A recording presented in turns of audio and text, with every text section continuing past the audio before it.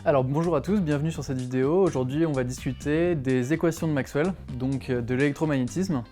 On va examiner chacune des équations et voir ce qui se cache à chaque fois derrière. Donc on va d'abord parler de Maxwell-Gauss, puis de Maxwell-Ampère, puis de Maxwell-Flux et enfin de Maxwell-Faraday. Et une fois qu'on aura vu ces quatre équations, vous saurez à peu près tout ce qu'il faut savoir sur Maxwell et sur les différentes manières de les combiner, ce qu'elles cachent et leurs postulats. Voilà, donc on va commencer par Maxwell-Gauss du coup.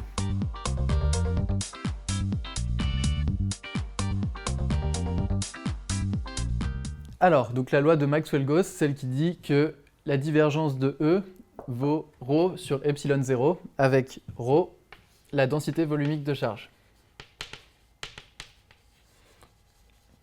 Donc en coulomb par mètre carré. Alors attention, souvent vous allez être soit dans le vide, donc avec ρ égale 0, ou vous allez aussi être dans des plasmas qui seront localement neutres, donc on aura aussi ρ égale 0, mais on n'a pas forcément une équivalence entre ρ vaut 0 et il n'y a aucune charge. Donc attention à ça. Hop. Pas d'équivalence entre ρ égale 0 et pas de charge.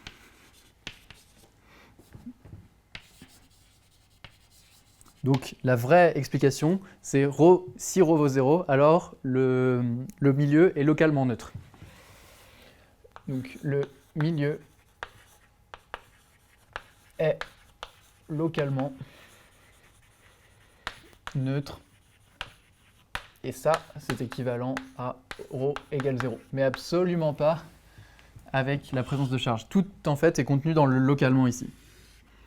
Donc, si vous êtes dans un métal, par exemple, vous avez des protons et des électrons dans les mêmes proportions. Du coup, c'est localement neutre et ρ vaut 0. Mais par contre, ça ne veut absolument pas dire qu'il n'y a pas de charge. Donc attention à ça, c'est une erreur classique. Maintenant, ce qu'on va regarder, c'est ce qui se cache derrière la loi de Maxwell-Gauss. Pourquoi est-ce qu'elle est aussi importante? En fait, ici, on l'appelle Maxwell-Gauss simplement parce qu'elle nous permet de retrouver le théorème de Gauss. Donc je vous rappelle le théorème de Gauss, rapidement. Donc on en a déjà parlé dans la vidéo sur l'électrostatique et la magnétostatique. Donc le théorème de Gauss nous dit il va lier le flux d'un champ électrique à la charge qui est contenue dans un volume. Donc on définit une surface de Gauss SG qui est fermée, forcément fermée, c'est très important. Et on va du coup avoir que l'intégrale double selon cette surface de E scalaire ds, donc le flux du champ électrique est égal à la charge intérieure sur epsilon 0. Donc on va essayer de retrouver ce théorème-là à partir de ça.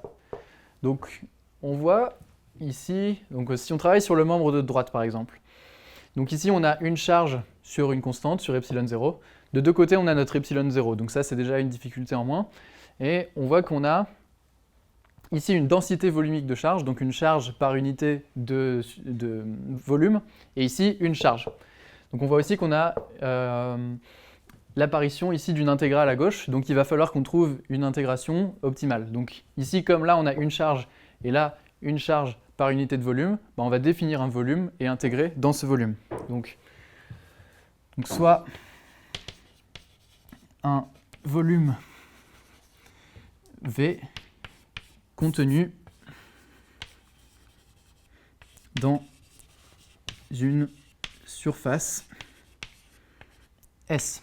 Donc là, je prends un volume, et l'extérieur de ce volume, c'est ma surface S. En fait, ça va être exactement la surface de Gauss. Donc on a que l'intégrale triple, du coup, selon V, de div de E, c'est du coup l'intégrale triple de ρ d'étau sur epsilon 0. Et donc ça, en fait, qu'est-ce que c'est? c'est la charge contenue dans mon volume V sur epsilon 0. Donc directement, en fait, tout ça là, quand on intègre, je peux le réécrire sous la forme 1 sur epsilon 0 fois l'intégrale triple de ρ d tau. Et donc ça, en fait, c'est Q intérieur. Donc j'ai intégrale triple de div de E qui vaut Q intérieur sur epsilon 0. Donc pour rappel, Q intérieur, c'est la charge dans le volume qu'on a défini, comme son nom l'indique. Donc Q intérieur est la charge contenue dans le volume V.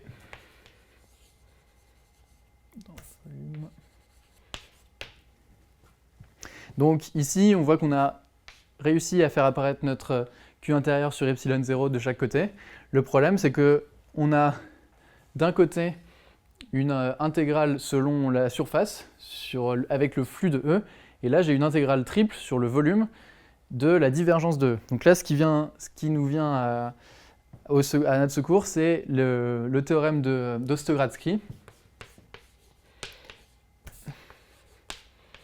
D'Ostogradsky, qui nous dit, ça nous tombe directement dessus, que l'intégrale triple selon un volume de la divergence de E, c'est exactement l'intégrale double du flux de E à travers la surface qui définit le volume. Et donc on a bien retrouvé du coup notre théorème de Gauss. Donc en fait, Maxwell-Gauss peut nous donner le théorème de Gauss.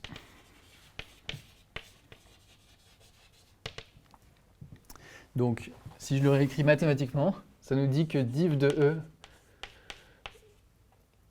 qui vaut ρ sur epsilon 0 va nous donner en fait le théorème de Gauss, donc l'intégrale de E scalaire ds sur une surface de Gauss fermée vaut la charge intérieure sur epsilon 0. Donc voilà, si vous connaissez votre loi de Maxwell-Gauss, vous pouvez complètement retrouver le théorème de Gauss avec. Tout ce qu'il faut faire, c'est seulement intégrer sur un volume, n'importe lequel. Vous voyez que là, je n'ai pas eu besoin du tout de préciser dans quel volume j'intégrais, juste je l'ai défini, et j'ai défini la surface S qui le délimitait. Donc vous voyez que c'est absolument primordial ici, quand on applique le théorème de Gauss, d'avoir une surface fermée, sinon on ne peut absolument pas définir de charge intérieure. Et mathématiquement, c'est cette loi-là qui ne s'appliquerait plus. Donc voilà, ça c'est notre première étape qu'on vient de faire. La loi de Maxwell-Gauss permet de trouver le théorème de Gauss. On va maintenant passer à la loi de Maxwell-Ampère. Donc j'ai déjà rappelé cette loi. Donc la loi de Maxwell-Ampère nous dit que la divergence, le rotationnel de B, c'était mu0j plus mu0 epsilon 0 d de E sur dt. Alors déjà, vous voyez que, comme son nom l'indique, c'est le théorème d'Ampère en magnétostatique qu'on va retrouver avec cette loi, mais je ne vais pas pouvoir faire exactement la même chose que tout à l'heure, parce que simplement là j'ai deux termes. Donc en fait, ce qu'on va observer, c'est que le théorème d'Ampère va être vrai que dans certaines conditions. Donc ces conditions, on les appelle l'ARQS, et ça vaut le coup d'en parler un petit peu. Alors l'ARQS, c'est une approximation qui est fondamentale en électromagnétisme. Donc l'ARQS, c'est short pour approximation des régimes quasi stationnaire.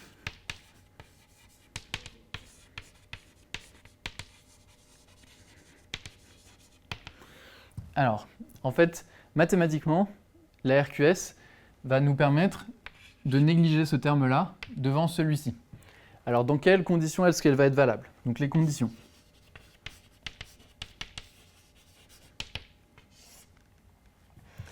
On veut...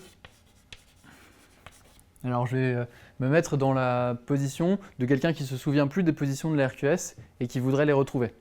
Donc, je veux négliger ça devant ça. On veut négliger... Du coup, mu0, epsilon 0, d de e sur dt devant mu0j. Donc, c'est-à-dire, je compare ces deux termes-là.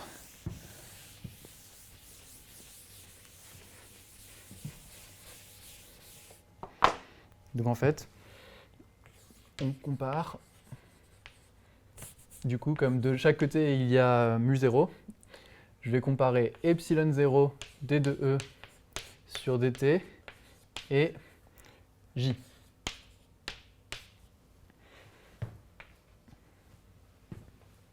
Alors, donc, en fait, ici, la dérivée, c'est assez difficile de connaître son ordre de grandeur. Simplement, quand on passe en complexe, vous vous souvenez que dérivée, c'est équivalent à multiplier par j oméga. Donc en fait, ça revient ici un petit peu à comparer epsilon 0 oméga fois e. Et de notre côté, j, par la loi d'Ohm, c'est gamma e. Donc en fait, on compare epsilon 0 oméga et gamma. Donc dans la RQS,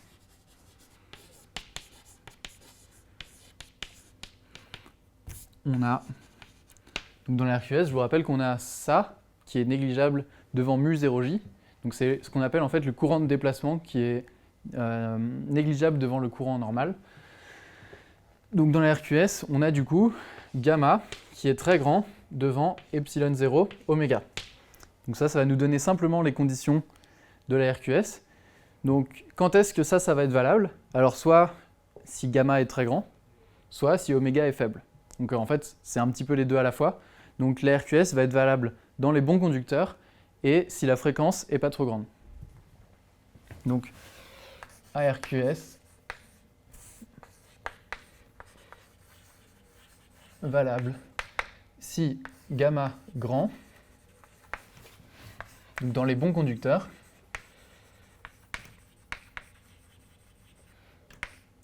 et oméga faible.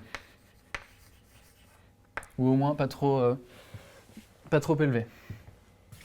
Donc ici, évidemment, ces deux assertions ne sont pas très rigoureuses dites comme ça, mais elles sont faciles à retenir dans ce sens-là. Mais la vraie condition ici, c'est ça. Donc c'est gamma qui est très grand devant epsilon 0 oméga.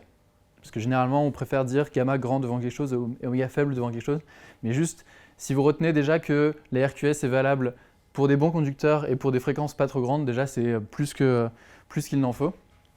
Et en fait, il se trouve qu'il y a une troisième condition dans la RQS qui va découler en fait de sa signification physique. Donc on va encore continuer. Donc là, on s'est intéressé seulement à l'aspect mathématique et on va essayer de comprendre ce que veut dire physiquement la RQS. Donc, interprétation physique de la RQS. Alors ça, c'est quelque chose qui est généralement très peu su par les candidats et donc par définition qui va vous permettre de vous différencier des autres si vous le savez. Donc si un professeur vous demande ce qu'est la RQS, beaucoup de gens vont répondre que c'est de négliger le courant de déplacement devant le courant de diffusion ici. Mais physiquement, en fait, la RQS, on peut le définir de différentes manières. La première, ça voudrait dire que dans la RQS, la tension aux bornes d'un fil est nulle. Donc c'est tension aux bornes d'un fil nulle. Donc cette définition-là, en fait, veut dire que dès que les charges sont là, elles vont tout de suite se mettre à l'équilibre. Et donc dans un fil, par exemple, le potentiel va être réparti uniformément. Donc, d'où la tension qui est nulle. Donc ça, on peut la réécrire d'une autre manière. On peut dire que aussi l'intensité qui traverse un fil est la même en tous les points du fil. L'intensité qui traverse un fil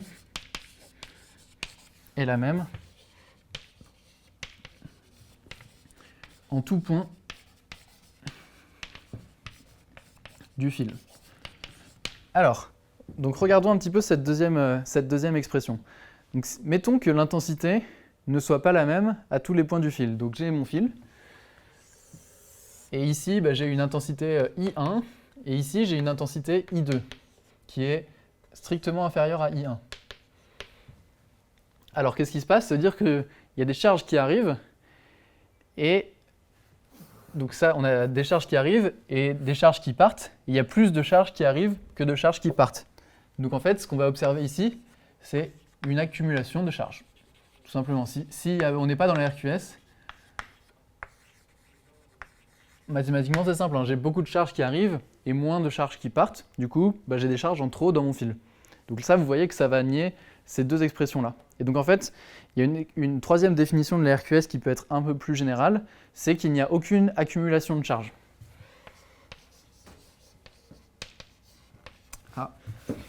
Pas d'accumulation de charge. Et celle-là, elle a l'avantage de ne pas se situer dans un fil spécial ou dans un contexte particulier. Donc on peut toujours dire, je considère qu'il n'y a jamais d'accumulation de charge, ou je considère qu'il peut y avoir des accumulations de charge. Et donc, c'est particulièrement important cette interprétation physique parce que ça va nous donner une troisième condition de la RQS qui n'apparaît pas en fait là-dedans. Alors, regardons, imaginons que j'ai un fil qui est très très très long. Donc, fil très long. Et que je le soumets à un champ électrique sinusoïdal. Donc, soumis à une tension. Donc j'ai un générateur qui va me délivrer une tension sinusoïdale. Donc si mon fil est vraiment très long, le problème c'est que ma tension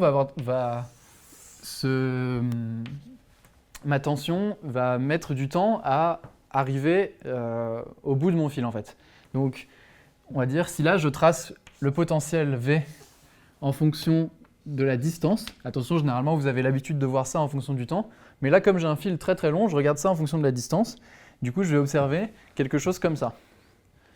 Je vais avoir... Donc là je suis au niveau de mon générateur, mais il se trouve que mon fil est tellement long que le potentiel ne peut pas être le même partout. D'accord ? Donc dans ce cas-là, qu'est-ce qui va se passer ? Donc imaginez les électrons qui sont ici. Vous savez que les électrons, ils descendent les potentiels. Donc si j'ai des électrons qui sont là, ils veulent descendre le potentiel, donc ils vont avoir tendance à partir. Ils n'aiment pas rester là. Ici, c'est un état de haute énergie. C'est comme s'ils avaient besoin de pas tout le temps maintenir un effort pour se maintenir dans ce point-là, alors qu'au contraire, les électrons qui sont ici, là, ils sont bien. Et au contraire, ils ont envie de rester là. Ils n'ont aucun effort à faire pour rester là. Et les électrons qui sont ici, ils vont venir partir là. Donc du coup, si on a un circuit qui est très très long, vous voyez qu'il y a des endroits où je vais avoir moins de charge et des endroits où je vais avoir beaucoup plus de charge. Du coup, ça va nier notre troisième assertion, comme quoi il n'y a pas d'accumulation de charge. Donc, notre troisième condition de validité de la RQS, c'est que le circuit ne soit pas trop lent devant la longueur caractéristique de propagation du champ E. Donc, je vais réécrire les trois conditions de la RQS.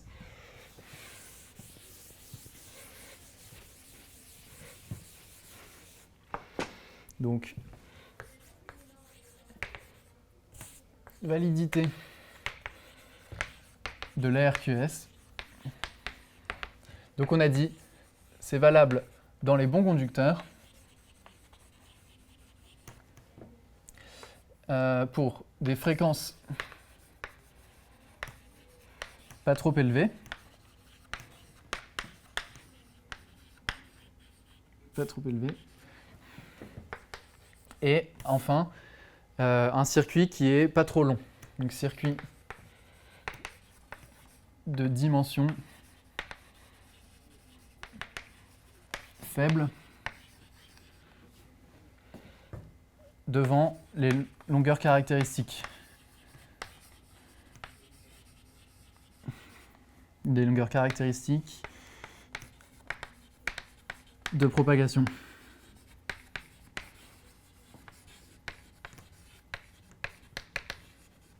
Donc en fait, cette dernière condition de validité est que mon circuit il est petit, donc je vais être vraiment dans un tout petit intervalle dans lequel le potentiel dans un fil va être constant. Donc voilà pour la RQS. C'est quelque chose qui est absolument fondamental. Ce que vous allez faire au jour le jour, c'est simplement négliger ce terme-là devant le premier. Et finalement, tout le monde va avoir tendance à oublier ces interprétations physiques alors qu'elles sont absolument fondamentales.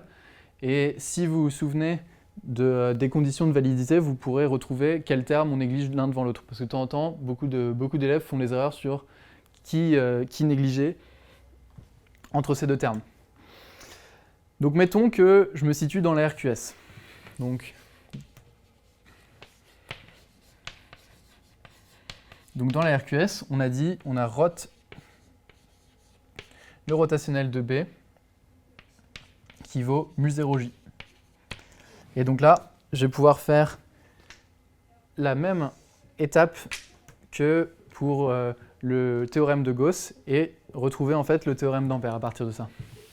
Donc je vous rappelle ce qu'on avait vu aussi en magnétostatique dans les vidéos précédentes sur le théorème d'Ampère.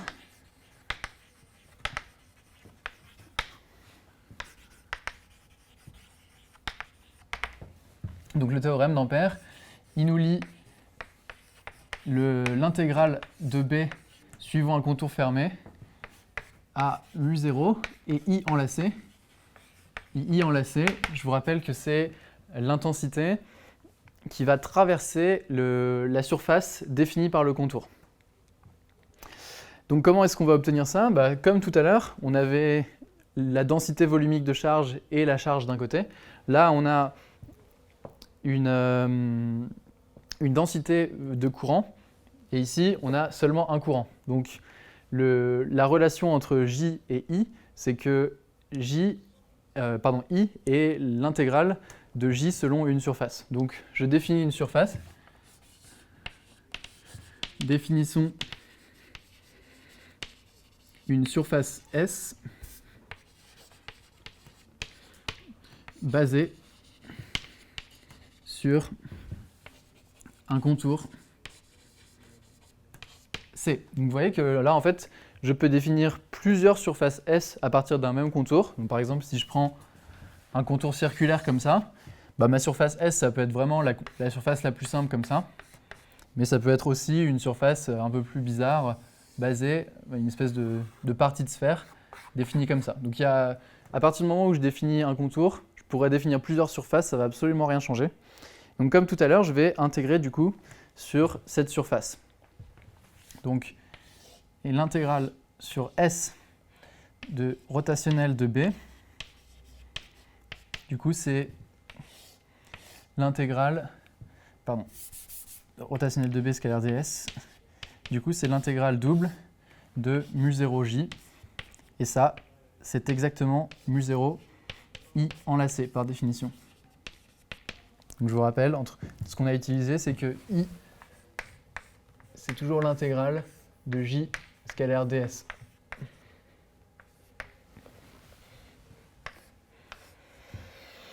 Et donc de l'autre côté, donc je vais le réécrire pour l'instant, on a l'intégrale du rotationnel.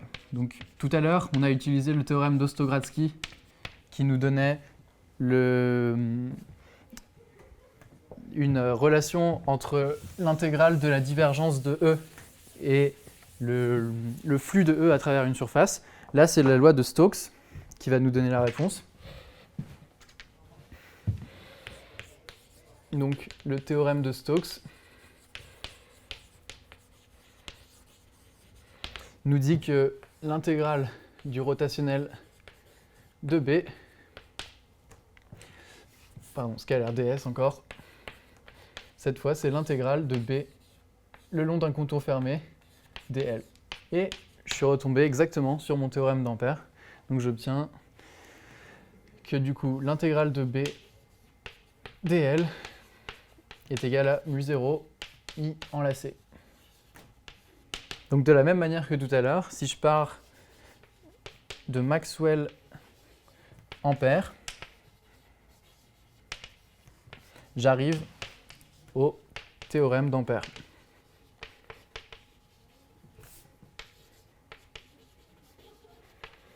Donc c'est-à-dire, si je pars de rotationnel de B égale mu0j, donc vous voyez que là, je pars de ça, mais dans la RQS uniquement. Et c'est très important, décidément. J'obtiens du coup le théorème d'Ampère, à savoir l'intégrale de B dl qui vaut mu0 i enlacé. Donc voilà pour ça. Pour l'instant, on a vu donc le théorème de Gauss qui est démontré à partir de l'équation de Maxwell-Gauss.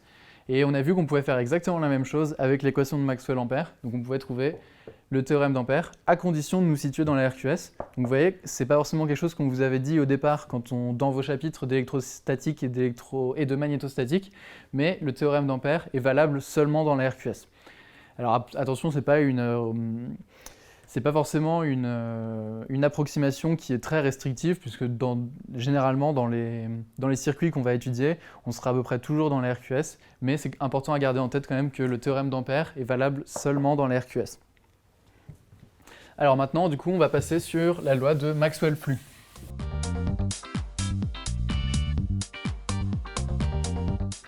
Alors, donc la loi de Maxwell-Flux va nous stipuler que la divergence de B est toujours égale à 0.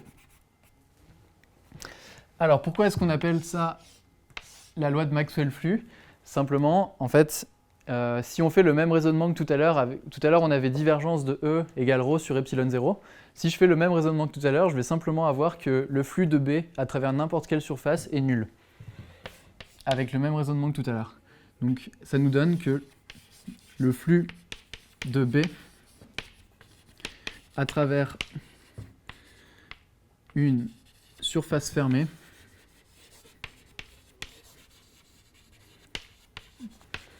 est toujours nul. Toujours. Donc on dit que B est à flux conservatif.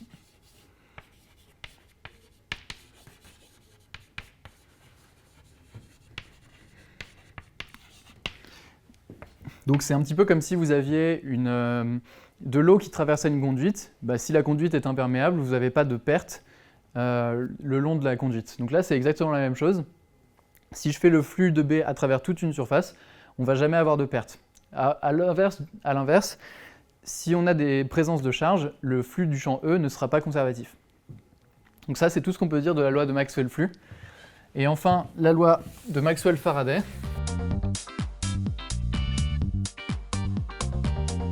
Elle va nous lier le champ électrique et le champ magnétique.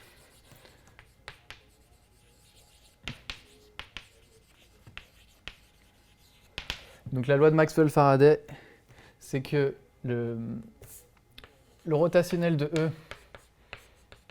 c'est moins d de B sur dt.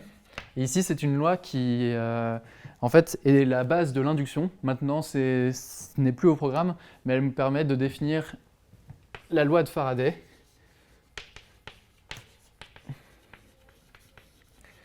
Sur l'induction.